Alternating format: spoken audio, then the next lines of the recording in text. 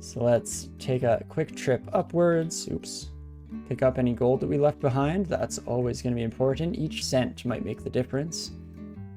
And let's this time around remember to take peeks down the stairs. I don't want to accidentally run into anything too frightening. Holy cow, it turns out that we've left so many Rupert images lying around that I have no idea which ones are true dangers to us. There we go. Let's head to the unexplored stairs, shall we? Maybe the safest place that we could possibly go down. Though again, I think that our main issue with running into Rupert was our lack of willpower and the dangers of getting paralyzed in a bad situation. So, not quite as much of a risk anymore. Though that's not to say that Rupert can't be a bit of a scary experience in their own right. Not much stops a rampaging berserker early on. And here we go. This is where our reflection amulet pays dividends. Early Yaktar pack.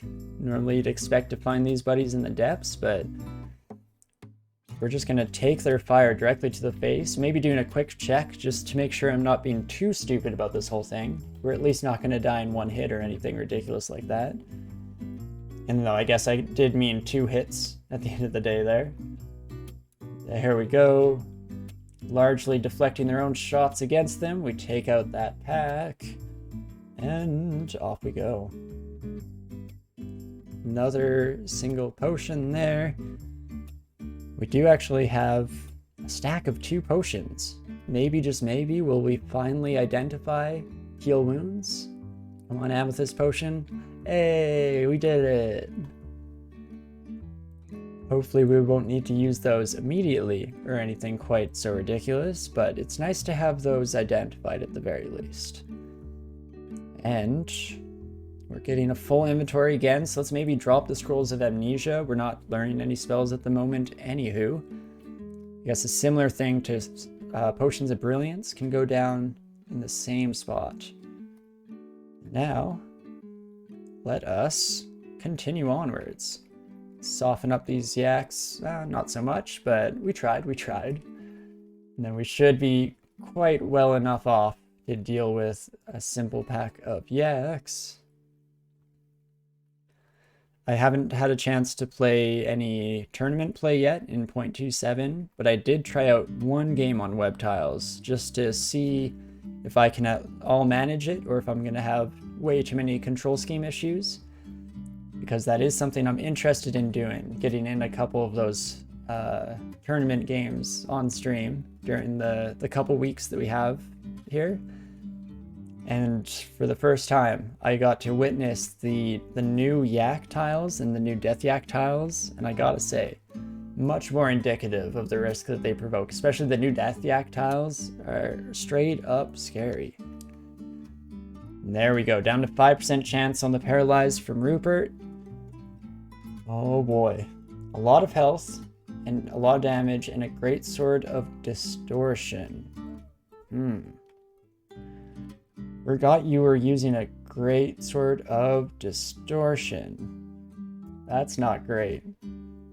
Let's maybe take some extra steps of caution here. I'm going to use the Phantom Mirror on our buddy Rupert here. And then switch over to our Hunting Sling ourselves. Making sure not to fire through Rupert. We'd like to not injure the clone that we've put down. There we go, our clone has gone berserk before Rupert themselves did. You love to see it. That actually means that we can probably just run away for a little bit. Oh no. Our Rupert shimmers and vanishes? Was that a timeout thing, or did they get banished to the Shadow Realm? Oh no. It's fun, man. You wish you had coffee? I get that feel. I'm heavily addicted to this stuff. Much to the chagrin of my partner, who doesn't understand the ways of us caffeine addicts. She always makes fun of the fact that during a family road trip that we did a few years back, we stopped multiple times on the road trip for coffee breaks. No pee breaks, We're all very much used to the road trip life and have the bladders conditioned for it, but coffee breaks, absolute necessity. Yeah, you just woke up, makes sense. Remember that you're quite a few hours ahead of us here. But holy cow, scroll of acquirement. What is with today? Definitely getting too lucky to start out here, which scares me a little bit in its own right. But okay. We have an interesting acid dragon artifact, probably not something I'm gonna pick up, but cool to see it. And then we have the Spriggan's Knife, which is one of the more fun unrend arts, I believe they're called. So this buddy allows you to get the full damage stab even on just partially unaware enemies, I believe. Yeah, stabs any unaware enemy as if it were fully asleep. So that's quite a huge boost of damage. It's not attacking nearly as fast as our quick blade, but that's kind of cool. Man, do I go for the fun route that's not totally necessary? Or manual of armor, gold pieces? I mean, the Spriggan's Knife will do wonders, even with the fact that our gold distracts enemies. Oh, no, yeah, Yanon pointed out seems good with Gozag's gold distraction. Definitely does. I think I got it, even if just because I kind of like taking unrand arts whenever I can. They're in no way guaranteed to show up, and I haven't ever fully used the Spriggan's Knife to good efficacy before, so it might be fun. Or armor and just be the tanky hobbit you know you want to be. I do indeed. That is extremely tempting. Even the gold, just based on the ridiculous shops that we've managed to find already, this gold would give us enough money to buy that artifact plate armor. But I can't resist the Spriggan Knife, so I think we're going to be picking this bad boy up. Even if we never really use it, I think that might be a wee bit of fun here. Just comparing how the base damages and accuracy and everything look. So slightly less base damage than our quick blade, but that's something that we can always switch to once we have a decent amount of gold on the ground and just really start wailing on enemies. We'll see how she goes. And, you know, having just brought up the plate armor, I should do a quick check. Do we actually have enough money already to buy that? We do. Do indeed. I'm gonna hold off. I think I've come around now that we're exploring new areas. I maybe want to keep enough for Potion Petition on me at all times. But definitely, as soon as we find ourselves, you know, in the like just over 1,000, maybe just over 1,200 gold, we'll hop to it and head up for that bad boy. And there we go. Not too shabby, just mowing our way through enemies here. And definitely racking up the gold at a decent speed here. Switch over to our sling.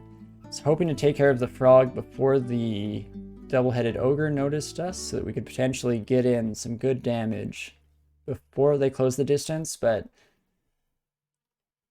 no way we're that unlucky, right? We'd have to take quite a few hits in a row while concurrently missing them, which didn't happen, fortunately, so we'll get through that.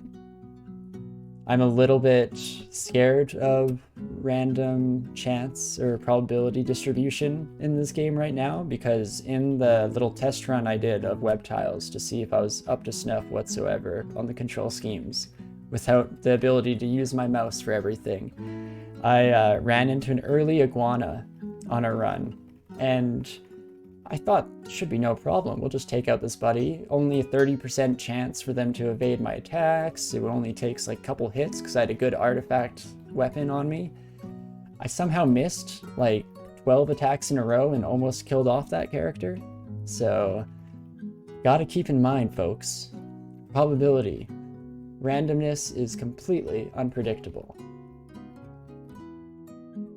And in fact, I think I've mentioned before, but it's always worth mentioning because it's one of my favorite nerdy jokes. There was a comic strip that one of my teachers shared with the class a few years back that I think was a Dilbert comic strip from A Tour of Hell. And one of the devils points to another devil off in the corner, who's just repeating themselves or saying numbers over and over. And the devil says, and that's our random number generating devil. And it pans over to just 7, 7, 7, 7. And Dilbert says, well, it doesn't seem very random. And the devil replies with, well, that's the thing about random. You can never be too sure. Which is exactly true. Just because probability states that something should be statistically improbable in no way makes it statistically impossible. Jeez Louise. Boulder Beetle, I do hate you. So maybe I should have been a wee bit more cautious. I kind of forgot how much damage these buddies do. Luckily, we do have some throwing nets, which is what I have queued up right now to send their direction. Definitely gets the job done. It's just a question of if it's worth it to toss that out now and probably lose the net itself. Let's do it, because it does give us the ability to switch over to the Spring and Blade here and maybe get some, holy crap, incredible stabs with it. We did lose our throwing net, which is unfortunate, to be sure, but still not too shabby, all things considered. Also, I should have just ran away there and reset our health, because there's no reason to go into any encounters with a half empty health bar or anything like that. People get hit by lightning all the time. Holy cow, yeah, that is definitely a small probability, but there are a lot of people out there, for sure. Statistically, it's bound to happen. It's quite a few. Okay, let's get a free stab attack off here. I actually should be good to just take all these bad boys upstairs. Bunch of vault guards all over the place. And yeah, Nebulous Friggin' Knight, and holy shit, yeah, no kidding. Took out that Boulder Beetle, no problem, especially considering the fact that, again, Spriggan's Knife, tiny base damage. So we might have to really become a bit more stingy with our nets, just to ensure that we have those available for any and all of the tougher enemies that we might run into across the course of our game. Okay, Ring of Flight does, I think, make the cut for staying with us, and we'll drop all of our potions of flight. We have a strong enough evocations training that can definitely just use the ring in place. Yeah, getting hit by lightning is more common than winning the lottery. Very true. But of course, winning the lottery is such an abysmally small chance. I've been known in my family as being exceptionally lucky, specifically when it comes to things like draws and that, but I don't think I've ever won any money off of the couple of lottery tickets that I've bought in my life. It was just, I think, once or twice that my mom, mostly for fun and as the joke of it, had me buy lottery tickets, thinking that my luck might prove the difference maker, but not even a little bit, not even one of the smaller prizes. Okay, that is a lot of slime. Just enormous now, but this is definitely at risk to become a titanic slime right away here. You have the other kind of luck. Yeah, let's be honest with even myself. I'm very lucky when it comes to lotteries and draws. I'm about average luck in real life, probably. But definitely I'm fortunate enough not to be exceptionally unlucky either. Though, of course, even that depends on when you ask me, because I'm sure some days, just due to bias, I feel like I'm exceptionally unlucky compared to others. Okay, let's try and jump in while the slimes are separated. Getting a decent number of attacks in. Oh gosh, that's a lot of centaurs. Centaurs are kind of taking care of themselves with the deflections, but that doesn't mean I quite feel comfortable standing under all that fire as well as the slime here, so let's start walking away. I do love that the completely unsentient, insentient, non-sentient, what kind of prefix do you throw on there? But even these slime creatures, let's just take the word out completely, can be distracted by gold.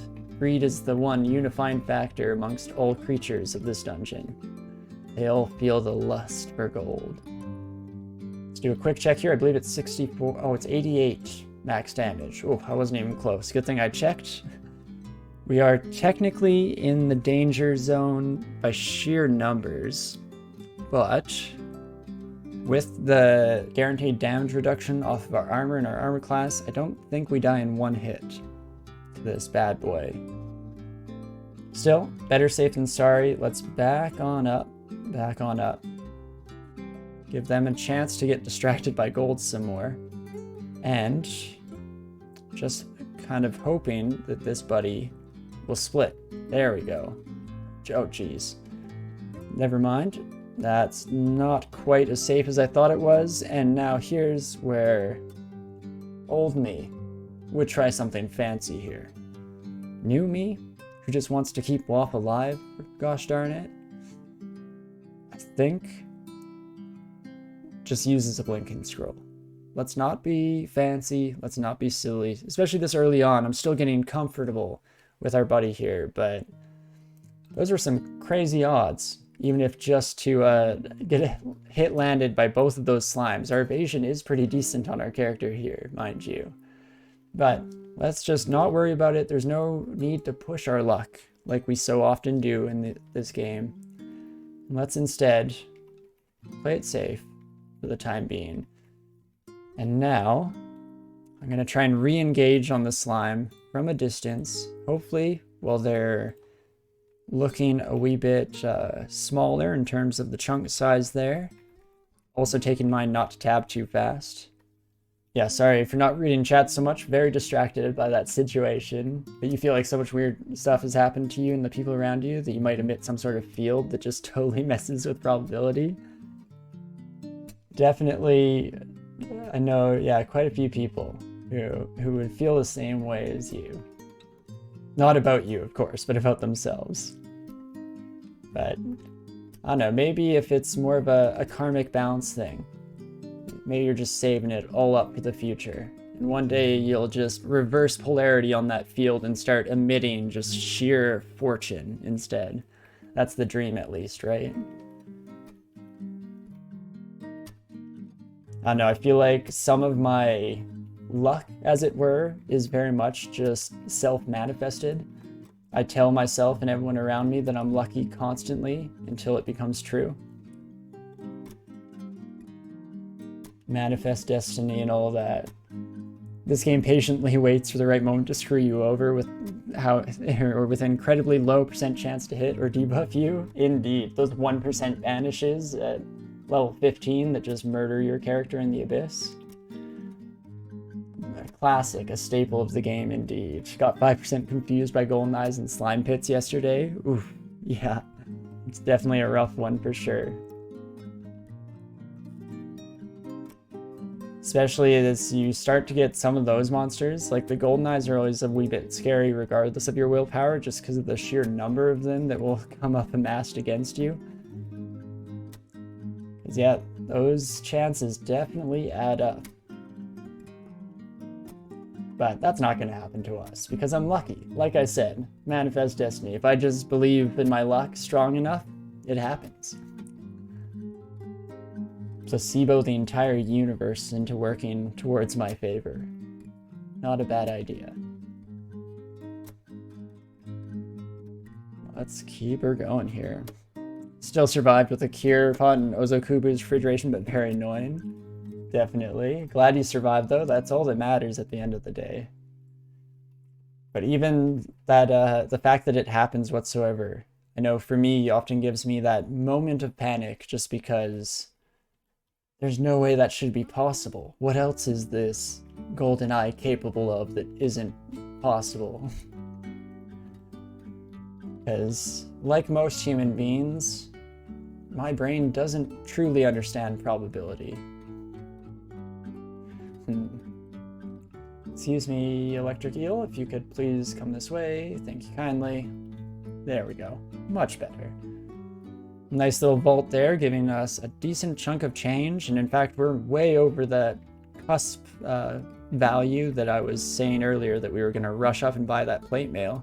So probably should head up. You can do it.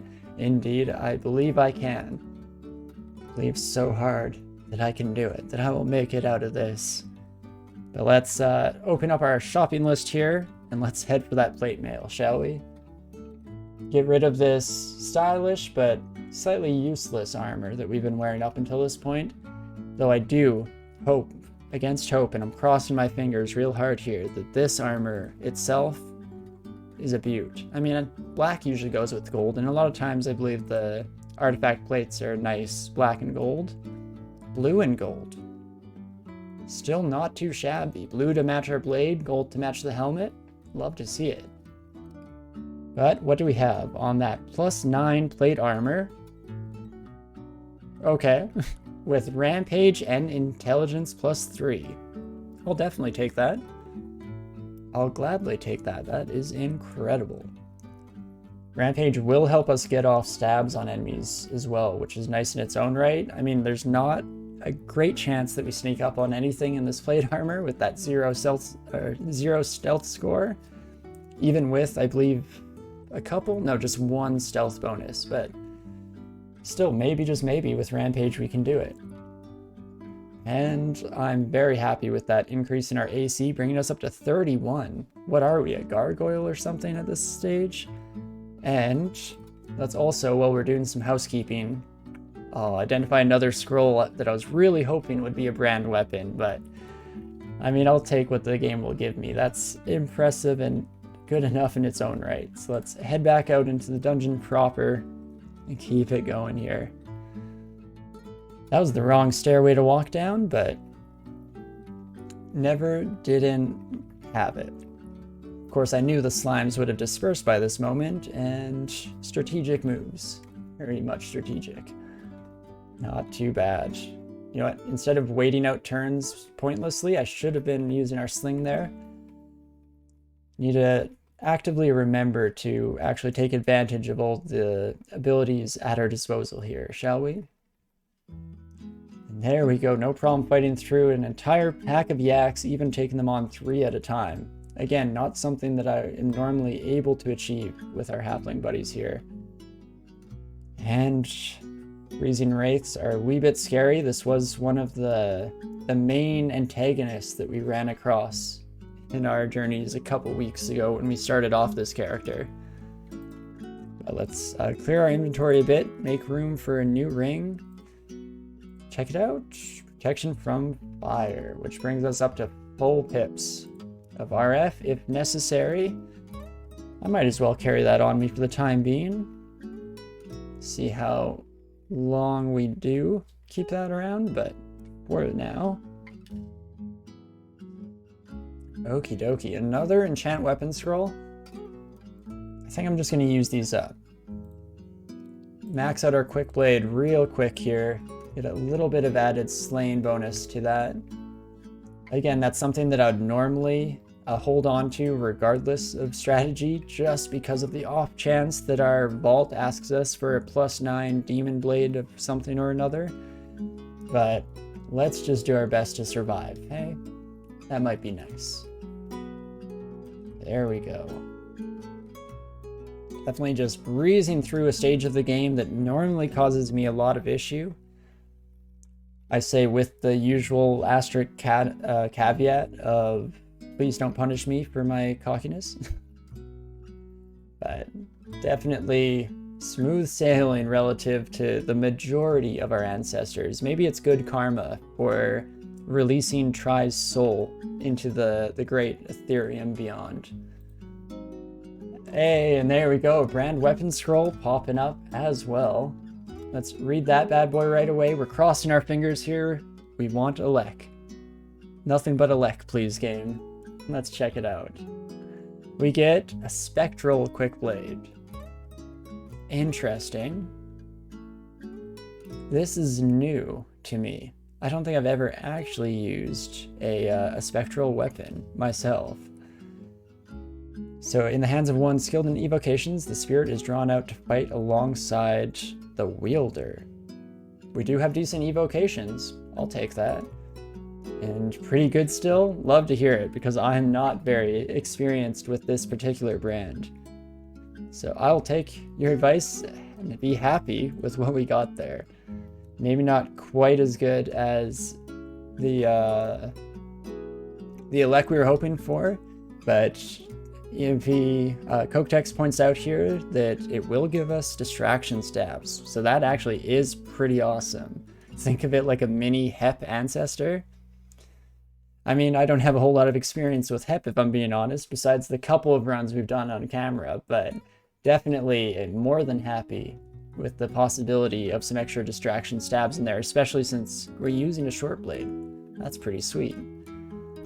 And now, could go down to D15, but we do have the Depths entrance vault to deal with there, which can potentially be something scary. So let's pivot, shall we? We'll do a little bit of a rearranging here, and I think it's just about time that we either finish off Lair or we head into our S branches.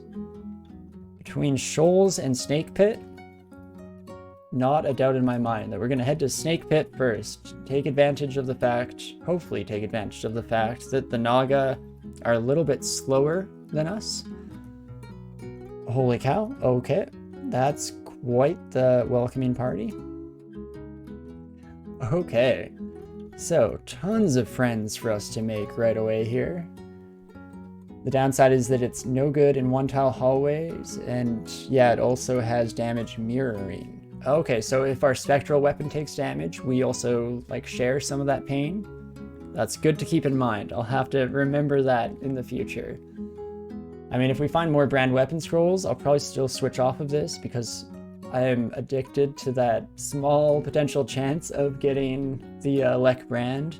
After all of our talk today of probabilities and lotteries and the small chances, I can't help it. I have the soul of a gambler, and I'm gonna keep rolling the dice here. But more importantly for the moment here, this is a fun scenario. This is kind of the almost Vaults 5-esque entrance into Snake. I think I'm gonna open this up with a bang, and we're just gonna make a whole lot of noise and fill this room with smoke. The thing I'm debating is if I want to spend a turn or two doing something else and letting enemies close in a bit, just a little bit, so that there is a little more overlap in the clouds and no safe gaps between. Including, I would like to have some clouds directly adjacent to me, so we can maybe let the faster buddies close the distance. The only issue being Anaconda's constriction might be a nightmare. So, let's take preemptive action here. We could go invisible. We could use a potion of attraction, but I think that might be taking it a step too far in the opposite direction. Haste. We do always have our potion petition for our future potion needs, so we can be a little more liberal in the use of those now. The only other thing that I'll quickly take a glance over for is any targets for maybe a Wand of Paralysis. Polymorph isn't something that interests me in this situation, just scares me. Could also switch over to our Scarf. No, that takes quite a few turns to take off our cloak. Let's not do something stupid, shall we? So let us use a Box of Beasts. I'm expecting to get a decent amount of experience out of this whole thing, so hopefully I can replenish most, if not all, of spent experience evocables at the very least. That gives us a little more help, and they're not in danger from the condenser clouds. Yeah, switch over to our sling. You know what? That was not worth it. Switch back to our knife, and there we go. Now we're in the danger zone. Condenser vein heading out. Hoping not noxious fumes? Freezing vapors. Okay. I'll take that. No, still a little bit scary here. You know what? I should have gone straight into that potion of haste, I think. We're at least slowing down all of these snaky pals. Oh crap. Spectral weapon. Got to keep that in mind. This buddy can take damage for us. I think I might keep letting our vapors do a lot of our work for us. And I'm actually going to potion petition in advance now. I'm hoping for double heals. Not quite, but resistance, invisibility, and haste might be decent enough. A lot of gold, but hey, there's nothing but gold for us in the future. The invisibility will help quite a great deal in just staying alive, which is the main thing here. Let's keep that important bit of information in mind. And now I can take out, or at least attack some of the anacondas here. Maybe throwing in a preemptive heal wounds, even if it's a wasted turn, which it ended up kind of being, just a bit of a zero sum, that is. Still take that. And now, what do I wish to do? What I'm thinking about here is if we want to cut the crap a little bit and just blink. Still at danger of some of the ranged enemies, but it will save us from some damage, and enemies trying to follow us will kill themselves in the clouds. So, if we do a quick X, and then let's look around a bit, shall we? We have the venom bolts and arrows and force lances coming from these buddies. That can be scary. The sharpshooter is a big issue in its own right. What else? Is there any safe corner that we could head to? If we pop around here, I think you can still see us pretty readily. We pop back here somewhere. Who does that put us inside of and out of sight of is the question I'm asking myself here. I think part of the issue is our spectral weapon. Oops. Let's not accidentally do something with a right click. I thought we were still in Hix V mode. Let's enter that. In fact, I'm going to shift X just to make sure that I don't mess this up mentally and think that we're safe to click somewhere. That would be a horribly embarrassing way to go. And how much damage can you share with me, buddy? I think that's something I should have thought a bit more before I started this ridiculous fight. But here we go. I still think that it's the right move to blink out of here. Up to the top. Oh. What happened there? Were we prevented from blinking completely? Interesting. Am I missing something here? I didn't think that constriction would stop a blink, actually, which very much an oversight on my part. Oh me, oh my. Let's just be safe here. Another heal wounds to hopefully get a non-zero sum. Perfect. That's exactly what we want to see. And then one more stab at the anaconda here to get rid of the constriction. And it's so tempting to stick around and finish this fight. Let's see here. We have a couple mages able to hit us right now. We have the sharpshooter. We also have the ritualist here with another force lance. I don't believe this buddy can constrict us. So, yep, let's get out of here. Perfect. Okay, that spectral weapon, I think, was making things just a wee bit sketchy in terms of the amount of damage I was taking. I thought that I could output a lot more than we'd be intaking. Oh me, oh my. But we still managed to clear out way over half those enemies.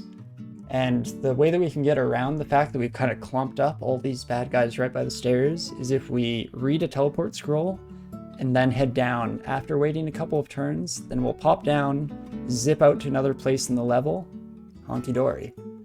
Providing, of course, that we don't get constricted, as it were. But, question is, do we wish to push through now or save that. I think I am going to push through. So I'm going to read Telly. I'm waiting 3 turns, and then I'm going to head down. Dang it. I was slightly off in my timing. Let's try that one more time, shall we? Hopefully not wasting too many Telly scrolls, even though they are something that comes in decent quantity throughout the course of a game. And there we go. Let's use the slightly safer spot here to our advantage, even though we can see that we're already drawing quite the crowd. So that's me and my spectral weapon take a step back. I'd actually prefer if you didn't pop into existence again. Okay, no such luck. I guess it's still probably less damage, right? Comparative to if something hit me directly versus hitting my spectral weapon. One of the, important factors there, potentially being, of course, how easy is it to hit the spectral weapon versus how easy is it to hit myself? Let's maybe check that out. You have 3 ticks of evasion. Don't actually know exactly how that lines up to my own characters. I guess this is a slightly less evasive halfling than we're used to, so there is that. Jeez Louise. Endless onslaught of enemies heading our way here. In fact, let's stop heading off into the unknown, shall we? That is absolutely ridiculous. This is the worst kind of situation for us, where the Shock Serpent's bounce attack is hitting us, hitting our Spectral Blade, hitting the wall, Spectral Blade, then us again.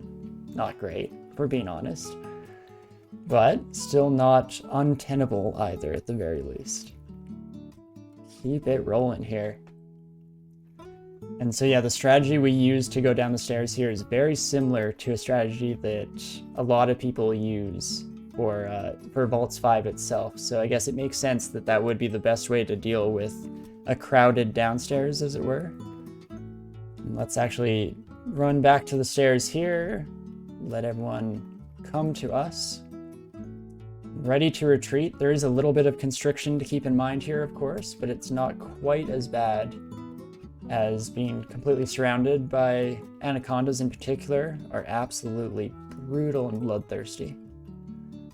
Maybe that's a bit of personal bias talking, because I know that I've had quite a few runs that were absolutely frightened out of my gourd of these anacondas. There we go. Or at least able to take them one-on-one and with this character, which, again, isn't something that could have been said for all of them. Especially, now that I think about it for another moment, I do believe that the character that I'm speaking of here was one of our previous halflings. It's weird, it's been so long that we've been on this species combo in particular that I don't even remember what other species feel like to play. But maybe, just maybe, we're on pace to change that. Let's retreat to our nice hallway. There we go. Now that we're through the initial starting vault area here, this floor is turning into a bit more what I was expecting / hoping for by coming to Snake first, which is able to split up enemies quite easily. Anytime we have to run away from Naga, that is completely an option that's in our purview. And of course, yeah, if there are lots of Naga and lots of snakes that all kind of come at you at the same time, it can be really nice to just run away for a little bit, and just due to the ambient speeds of the two, it should be okay to split those bad boys up a wee bit. And okie dokie, full inventory once more. Let's toss away Deterra darts. Probably don't even need poison darts anymore. I might just take dart pickups off of our auto collect menu here. Still keeping an eye out for Curari in particular probably, but besides that, might make my life a little bit easier.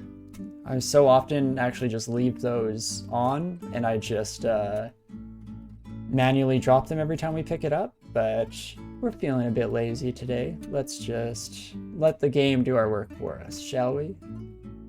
Would it be worth training stealth up a little bit more to get damage out of the distract stabs? That is true, because yeah, we won't be able to gain stealth, but the skill does still increase our stabbing damage. Can I at least take a look? It's been too long since I looked at my skills in general. It's probably good to get a reminder from chat every once in a while that we should at least take a peek.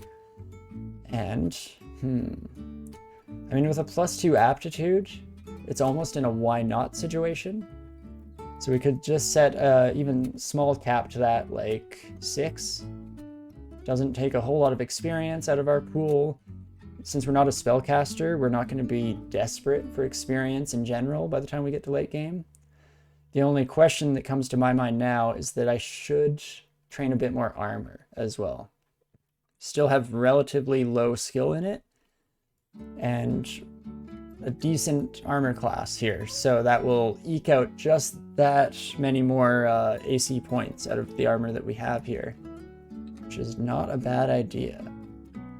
And I guess I didn't end up turning on stealth, which I think I will actually. Even just on a low burn here, not focusing it, just let that gain some skills in the background. And I'm also going to put a cap limit on Evo, because I'm definitely just about at the point where I'm going to start training that up further as well. Try and make sure that we're getting like acid clouds out of our condenser vein if and when possible. Definitely never really something to complain about. Let's see how our spectral weapon does, shall we? Not great, friend. Oh geez. Wish he'd actually stop being summoned in at this point. No longer quite what we're looking for. It's an interesting brand, to be sure. Something that takes a little bit of getting used to. But we are back up to a decent amount of money now, again, which is good after spending so much on our last potion petition. I think that's even like the 4th time in this run that we've chosen a 700 plus potion petition option. I mean, you get some incredible advantages out of it, don't get me wrong. Oh me, oh my. We are marked in a mostly unexplored floor.